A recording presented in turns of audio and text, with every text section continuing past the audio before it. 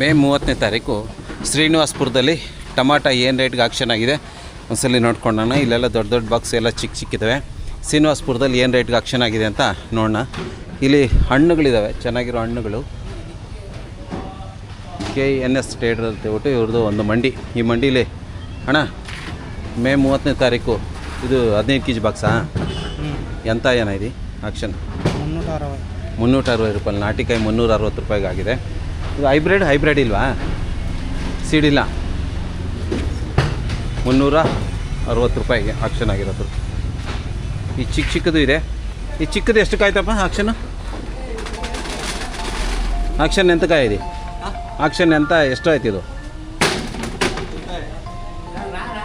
ಎಷ್ಟಾಯ್ತು ಇದು ಆಕ್ಷನ್ನು? ಗೊತ್ತಿಲ್ಲ. ಇದು 360 ಆಗಿದೆಯಾ? ಚಿಕ್ಕ ಕಾಯಿಗಳು 150ರಿಂದ 250 ರೂಪಾಯಿಗೆ. ಗೋಲಿ ಎಲ್ಲ 150ರಿಂದ 250 ರೂಪಾಯಿಗೆ ಆಕ್ಷನ್ ಆಗಿದೆ.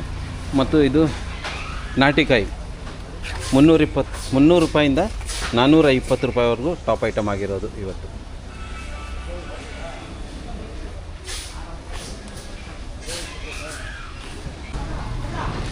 ಶ್ರೀನಿವಾಸಪುರದಲ್ಲಿ ಆಕ್ಷನ್ ಆಗೋದು 8:30ಯಿಂದ ಸ್ಟಾರ್ಟ್ ಆಗುತ್ತಂತೆ. ಒಳ್ಳೆ ಮಾಲ್ ಬಂದಿದೆ, ಐಟಮ್ ಚೆನ್ನಾಗಿದೆ.